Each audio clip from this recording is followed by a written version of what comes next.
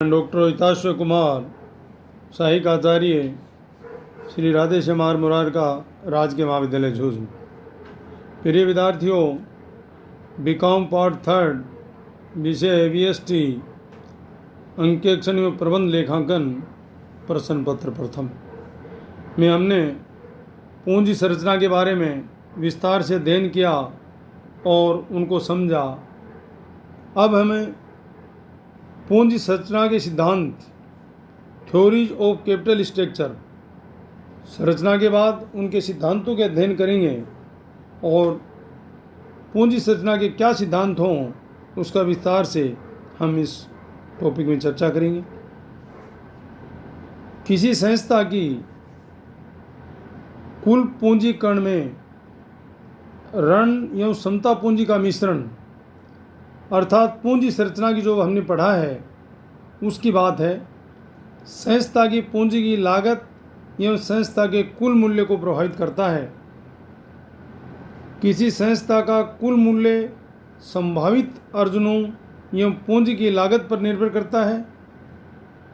किसी संस्था के प्रबंध को पूंजी संरचना के उस प्रारूप का चयन करना चाहिए जिससे संस्था की समय पूंजी लागत न्यूनतम हो तथा संस्था का कुल मूल्य अधिकतम हो। पूंजी संरचना के उस प्रारूप का चयन करना चाहिए जिसमें संस्था की समग्र पूंजी जो है उसकी लागत है वो न्यूनतम हो तथा संस्था का कुल मूल्य अधिकतम हो। किसी संस्था के पूंजी संरचना के संबंध में निर्णय संस्था की समता पूंजी पर प्रत्यय को प्रभावित करते हैं। अतः पूंजी संरचना संबंधी नियमों में निर्णय लेने से पूर्व पूंजी संरचना का संस्था की पूंजी की लागत है एवं संस्था के मूल्य पर पड़ने वाले प्रभाव का ज्ञान होना आवश्यक है। अर्थात हम ये कहें कि संस्था की चाहे वो ऋण पूंजी हो, चाहे समता पूंजी हो, चाहे अधिमांश अंशों से संबंधी हो, उन समस्त की संपूर्ण जानकारी हमें होनी चाहिए और उससे पूंजी संरचना संबंधी जो भी निर्णय संस्था को लेने हैं वो समता पूंजी की प्रथाएं को प्रभावित करते हैं। ये हमें पढ़ा इसमें। अतः पूंजी की संरचना से संबंधित निर्णय लेते समय हमें पूंजी संरचना संस्था की जो पूंजी है उसकी लागत एवं संस्था के मूल्य पर पड़ने वाले प्रभाव को भी ज्ञान होना आवश्यक है। अतः हम कह सकते हैं कि पूंजी संरचना का वह प्रारूप जिसके अंतर्गत स्वामियों के लिए उपलब्ध आय तथा फर्म के कुल मूल्य को अधिकतम तथा ऋणों का स्तर पूंजी की समग्र लागत है को कम करे वह अनुकूलतम पूंजी संरचना कहलाती है। अर्थात अनुकूलतम पूंजी संरचना क्या है? हम ये कह सकते हैं कि पूंजी संरचना का वह प्रारूप जिसके अंतर्गत स्वामियों के लिए जो आय उपलब्ध है तथा फर्म के कुल मूल्य को अधिकतम तथा ऋण पूंजी की समग्र लागत को कम करे वो अनुकूल पूंजी संरचना कहलाती है। अब हम पूंजी संरचना के सिद्धांत संस्था की पूंजी लागत एवं संस्था के मूल्य पर पड़ने वाले प्रभावों को बताते हैं। अर्थात में कहें कि पूंजी संरचना के जो सिद्धांत हैं वो संस्था की पूंजी की लागत एवं संस्था के मूल्य पर पड़ने वाले प्रभावों को बताते हैं। पूंजी संरचना के मुख्यतः 4 सिद्धांत हैं और उसमें पहला जो महत्वपूर्ण है वो शुद्ध आय सिद्धांत, नेट इनकम थ्योरी। दूसरा है शुद्ध परिचालन आय सिद्धांत, नेट ऑपरेटिंग इनकम थ्योरी। और तीसरा है मुदगिलानी मिलर का सिद्धांत। और चौथा है परंपरागत सिद्धांत, ट्रेडिशनल थ्योरी। ये 4 सिद्धांत मुख्यतः हैं पूंजी संरचना के। तो सबसे जो महत्वपूर्ण है शुद्ध आय सिद्धांत, नेट इनकम थ्योरी क्या है? शुद्ध आय सिद्धांत का प्रतिपादन डेविड डूरन द्वारा किया गया था और इस सिद्धांत के अनुसार पूंजी संरचना में परिवर्तन से संस्था की पूंजी की लागत एवं संस्था का कुल मूल्य प्रभावित होता है, जैसा कि हमने पहले जाना है। अर्थात एक संस्था अपनी पूंजी संरचना में ऋण पूंजी के अनुपात में वृद्धि करके पूंजी की लागत में कमी एवं संस्था के कुल मूल्य में वृद्धि कर सकती है। कोई भी संस्था है वो अपनी पूंजी संरचना में यदि ऋण पूंजी के अनुपात में वृद्धि करता है तो पूंजी की लागत में कमी आ जाएगी और संस्था का जो कुल मूल्य है उसमें वृद्धि हो जाएगी। इस सिद्धांत के अनुसार एक संस्था को अपनी पूंजी संरचना में ऋण पूंजी का अधिकतम उपयोग करना चाहिए, जिससे कि संस्था की पूंजी की जो लागत है वो न्यूनतम हो सके एवं समता अंश पूंजी प्रत्याय में वृद्धि हो सके। हम समता अंश पूंजी प्रत्याय में वृद्धि होने से संस्था को क्या स्थिति होगी, क्या प्रभाव पड़ेंगे, उसका अध्ययन करें। तो समता अंश पूंजी प्रत्याय में वृद्धि होने से संस्था के समता अंशों के बाजार मूल्य में वृद्धि होगी। जो इक्विटी शेयर्स की जो मूल्य हैं उसमें बढ़ोतरी होगी, वृद्धि होगी।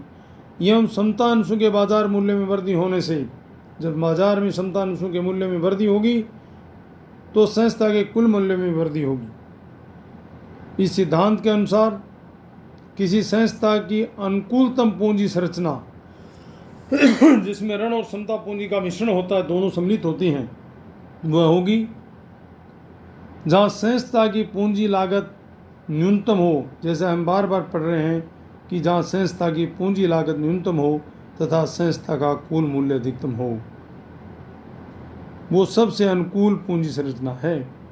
अतः शुद्ध आय सिद्धांत को स्तर समता पूंजी लागत सिद्धांत भी कहा जाता है। इसे हम डायग्राम के माध्यम से भी पढ़ सकते हैं, समझ सकते हैं, रेखा चित्र के माध्यम से। शुद्ध आय सिद्धांत को यदि ग्राफ के माध्यम से हम समझना चाहें तो उसका सीधा अर्थ ये है कि रेखा चित्र में जो रेखाएं हैं उसमें एक को अक्ष रेखा पर, दूसरी वाही रेखा, और लागत के लिए हम के का प्रयोग करें, ऋण पूंजी के लिए की डे का प्रयोग करें और पूंजी की कुल लागत के लिए के ओ को प्रदर्शित करें तो उसका डायग्राम तैयार होगा।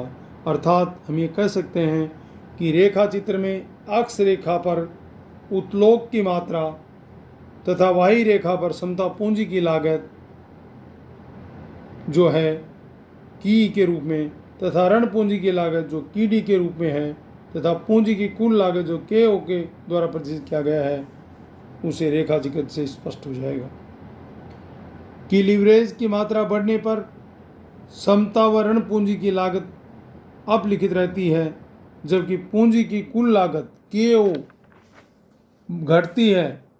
तो आदर्श पूंजी संरचना उसे कहते हैं जहां के और के डी की निकटतम हो। इस स्तर पर पूंजी की लागत न्यूनतम होगी तथा फर्म का प्रति अंश बाजार मूल्य अधिकतम होगा। जैसा हमने डायग्राम बताया कि पूंजी की लागत हमने, यदि हम ओ बिंदु को माने और ओ से भाई जो पूंजी की लागत के रूप में है ऊपर की तरफ, ओ से अक्ष जो उत्तोलन की मात्रा है उस पे हम अंकित करें के ई, के ओ और के डी।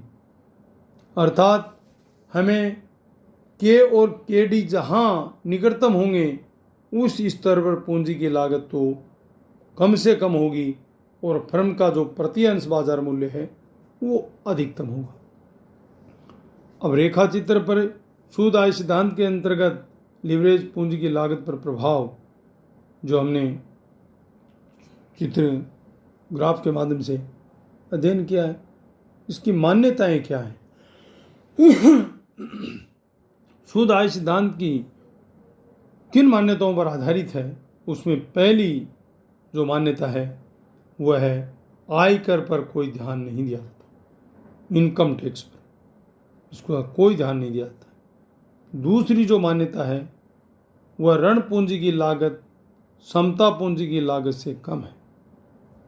ऋण पूंजी की जो लागत होगी, कॉस्ट होगी, वो समता पूंजी से, ट्रेडिंग कैपिटल से कम होगी। और तीसरी इसकी जो मान्यता है वह है ऋण पूंजी की लागत तथा समता पूंजी की लागत स्थिर रहेंगी, एक साथ बराबर रहें, अर्थात ऋण पूंजी में वृद्धि होने पर ऋणदाताओं एवं समस्त समता अंशधारियों की दृष्टि से संस्था अधिक जोखिम पूर्ण नहीं होगी। इस तरह ये 3 इसकी मान्यताएं हैं। अब हम इसके लाभ के बारे में पढ़ें कि इनके क्या लाभ हैं। शुद्ध आय सिद्धांत के तो मुख्यतः 2 लाभ हैं। शुद्ध आय सिद्धांत अनुकूल वित्तीय उत्तोलन पर बल देता है, और दूसरा है इसका लाभ, ये सिद्धांत पूंजी संरचना में ऋण पूंजी की औसत लागत पर प्रभाव स्पष्ट करता है। जब किसी चीज़ के लाभ हैं, मेरिट्स हैं, तो डीमेरिट्स भी होंगे, दोष भी होंगे। इनके भी 2 दोष हैं। ये सिद्धांत पूंजी संरचना प्रबंधन के लिए अपर्याप्त है। जो हमने मैनेजमेंट है कैपिटल स्ट्रक्चर का, उसके लिए परिपूर्ण नहीं है।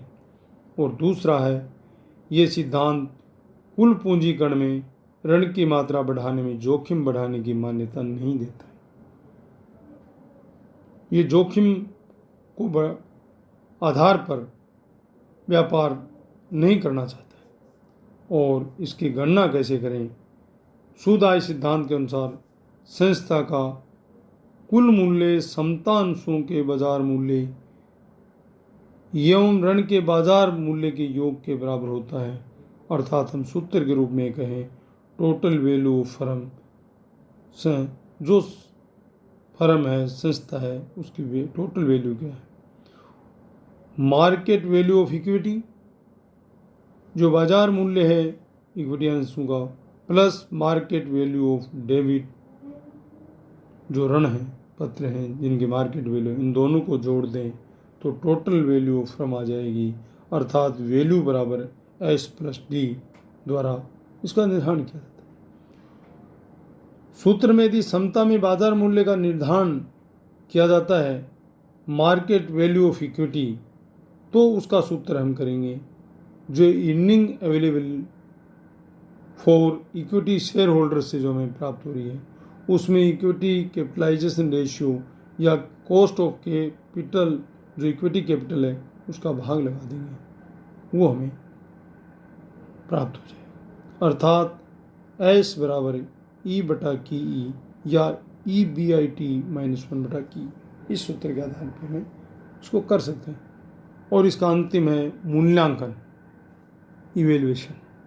ये सिद्धांत पूंजी संरचना में ऋणों का पूंजी की समस्त लागत पर प्रभाव प्रकट करता है तथा अनुकूलतम वित्तीय उत्तोलन पर जोर देता है।